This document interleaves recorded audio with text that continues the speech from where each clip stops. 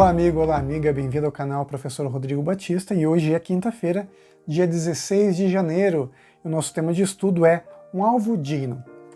Você por acaso já pensou na sua vida se você é digno do amor de Deus? Será que você merece esse amor? De acordo com tudo que a gente já estudou essa semana e das outras semanas, né? Será que a gente merece mesmo o amor de Deus? Será que essas promessas de Deus são para mim?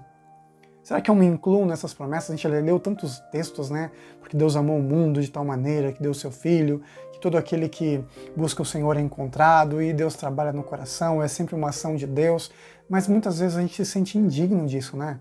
A gente conhece Deus, vê tanto esse amor e, poxa, eu não sou merecedor disso. Mas sabe, nunca foi uma questão de merecimento. Foi uma questão de Deus ser quem Ele é. Ele é amor.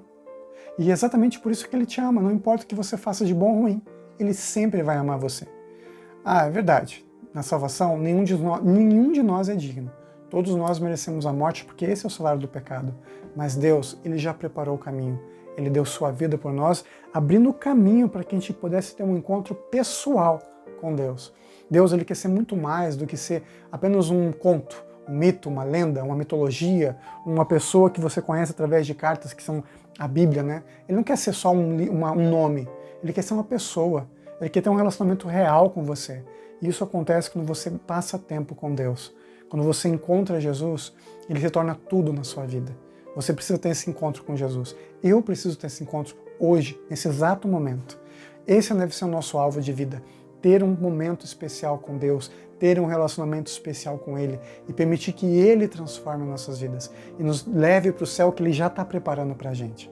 A nossa lição ela conta pra gente uma história, e eu quero ler com você, Marcos capítulo 9. Ainda no Novo Testamento, no livro de Marcos, no capítulo 9. Essa história nos conta um pouco da necessidade que a gente tem de ter um relacionamento real com Deus. Porque é aí que as coisas realmente acontecem, aí que os milagres acontecem. Então vamos lá, Marcos capítulo 9. Diz assim a palavra de Deus a partir do verso 17. Marcos capítulo 9. Vou anotar aqui pra gente, a partir do verso 17 até o verso 29, até o finalzinho desse capítulo 9. Não é muita coisa não, é pouquinho. E a história é a seguinte. E um dentre a multidão respondeu, Mestre, trouxe-te o meu filho, possuído de um espírito mudo. E este, onde quer que o apanha, lança-o por terra, e ele espuma, ri-lhe os dentes, e vai definhando. Roguei a teus discípulos que o expelissem, e eles não puderam.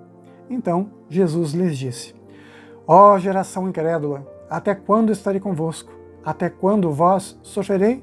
Trazei-mo. E trouxeram-lhe.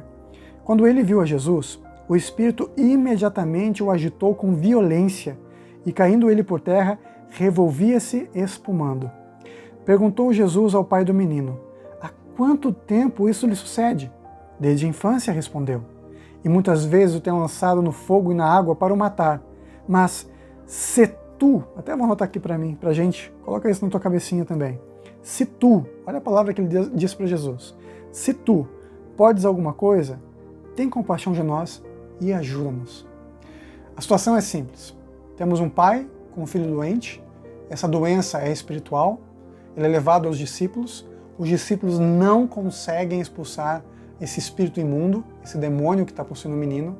Olha a situação, os apóstolos do Senhor não têm poder, não têm autoridade sobre o espírito maligno, sendo que Jesus já tinha dado para eles essa autoridade para fazerem milagres.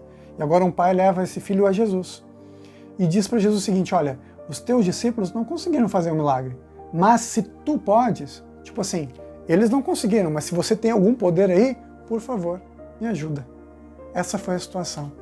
Aquele homem tinha perdido o pouco de fé que ele teve ao levar o seu filho aos discípulos, porque ele ouviu de Jesus. Ele ouviu que Jesus curava, e levou seu filho a Jesus, estavam ali os seus discípulos, os discípulos de Jesus, porque Jesus estava ocupado fazendo outra coisa, e agora os discípulos não conseguiam curar aquele homem. Se ele tinha alguma fé, ele perdeu a fé. E agora chega Jesus, né? Depois que Jesus teve um encontro especial com Moisés e Elias no monte, na transfiguração, onde Jesus foi declarado mais uma vez como Filho de Deus, e o profeta Elias e o profeta Moisés vêm até Jesus para falar de Jesus, conversar com ele, depois eles somem, né, na grande luz, ouve-se a voz do Pai do céu dizendo que Jesus é sim o Filho de Deus. Jesus desce o monte e se depara com essa cena, a cena da incredulidade, a cena da dor e do sofrimento de uma geração que não tem Deus. Diante disso, Jesus responde. Verso 23. Ao que lhe respondeu Jesus: Se podes? Tudo é possível ao que crê. Imediatamente o pai do menino exclamou com lágrimas: Eu creio, ajuda-me na minha falta de fé. Esse homem fez exatamente o que a gente precisa fazer. Ele reconheceu que estava errado, reconheceu que não tinha fé suficiente e pediu a Deus para que tivesse a fé verdadeira. Pediu a Deus para mostrar para ele o que ele precisava. E a gente já viu também na lição de ontem que o que agrada a Deus é uma fé viva, uma fé verdadeira, né? Hebreus capítulo 11, verso 6 falou para a gente da fé, que é o que agrada a Deus.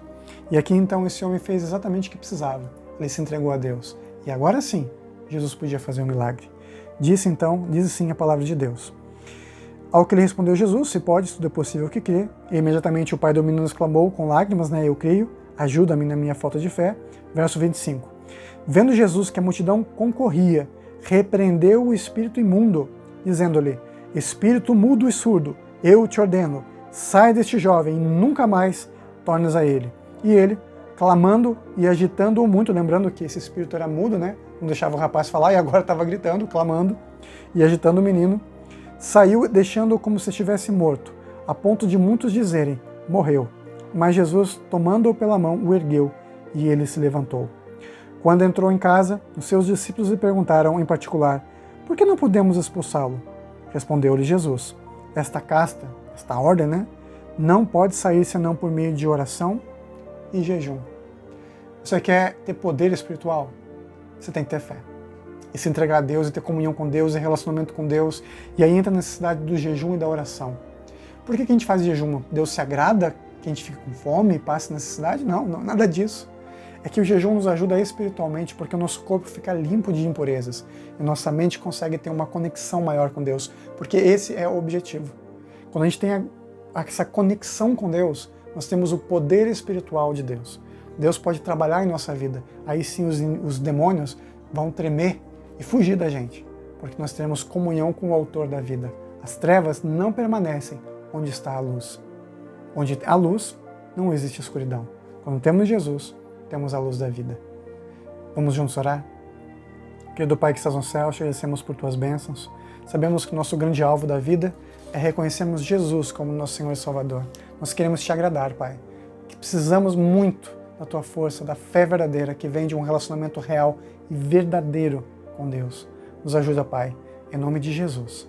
Amém. E nunca se esqueça, para termos um relacionamento nessa vida real, verdadeiro, temos que reconhecer Jesus na nossa vida. E aí sim, nessa vida será você e Deus. E em todo o resto, Deus vai dar para você tudo o que for necessário para a sua salvação. Deus sempre estará com você. Nunca se esqueça disso. Ele te ama com amor eterno. Te vejo amanhã na nossa recapitulação, nosso resumo da lição da semana, que será a lição de sexta-feira. Até lá, se Deus quiser. Tchau, tchau.